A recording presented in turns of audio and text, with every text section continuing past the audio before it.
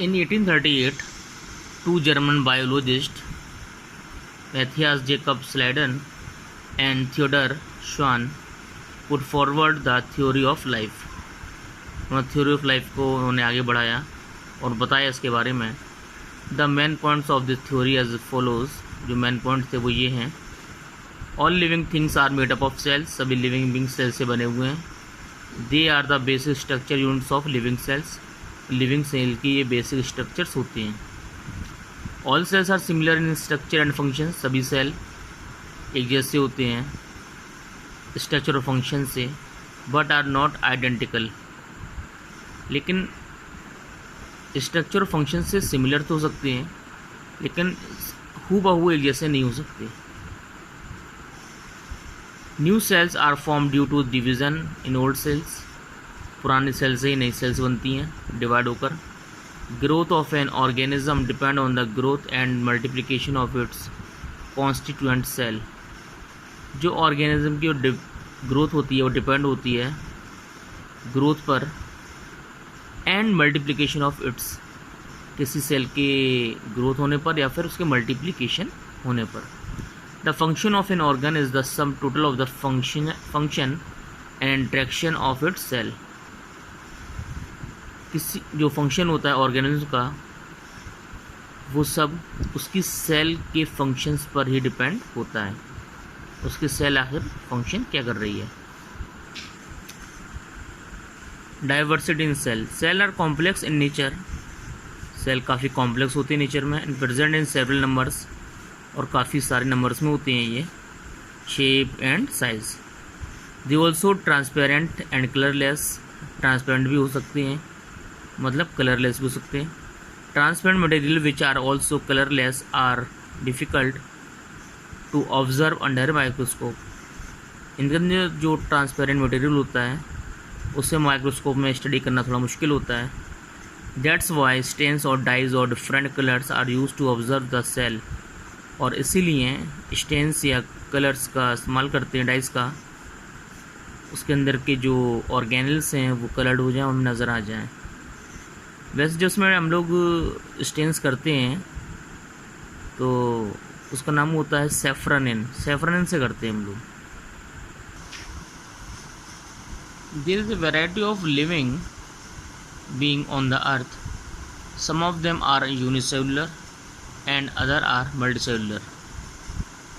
अर्थ पर बहुत सारी वैरायटी हैं लिविंग बीइंग की.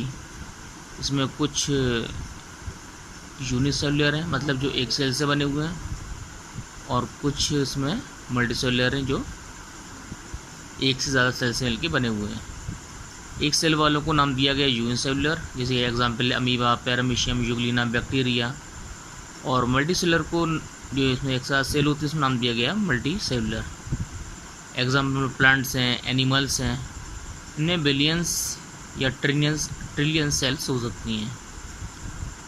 An adult human body is said to have about 50 to 75 trillion cell. किसी एडल्ट ह्यूमन की बॉडी में 50 से लेकर 75 ट्रिलियन सेल्स होती हैं, और ये सभी सेल्स परफॉर्म करती हैं स्पेशल फंक्शंस को. As the cells of the stomach are specialise in digestion. जैसे कि स्टोमक की सेल्स होती हैं वो स्पेशलाइज होती हैं डाइजेशन के लिए. हार्ट की जो सेल्स होती हैं वो स्पेशलाइज होती हैं हार्ट बीट करने के लिए या फिर हार्ट से ब्लड को पहुंचाने के लिए डिफरेंट पार्ट्स में.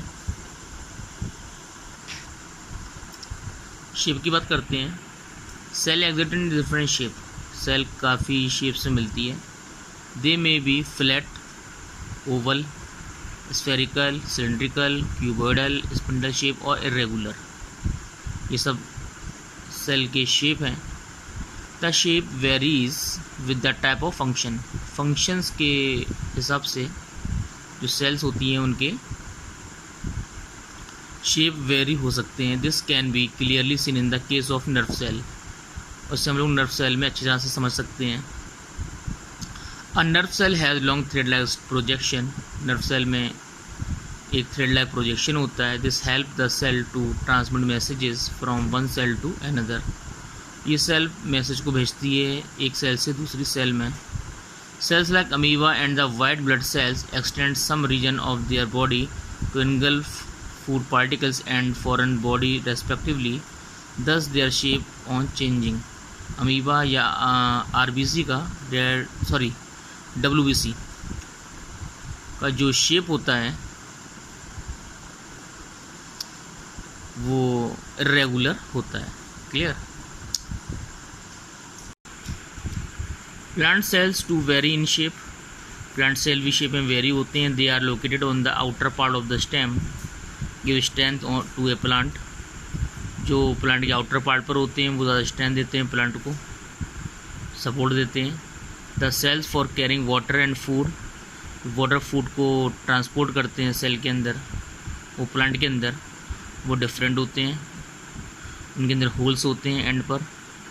The storage cell is the root and the fruit are larger than any other cell. जो स्टोरेज सेल्स होती हैं रूट या फ्रूट की, काफ़ी लार्जर होती हैं अदर सेल से। क्लियर।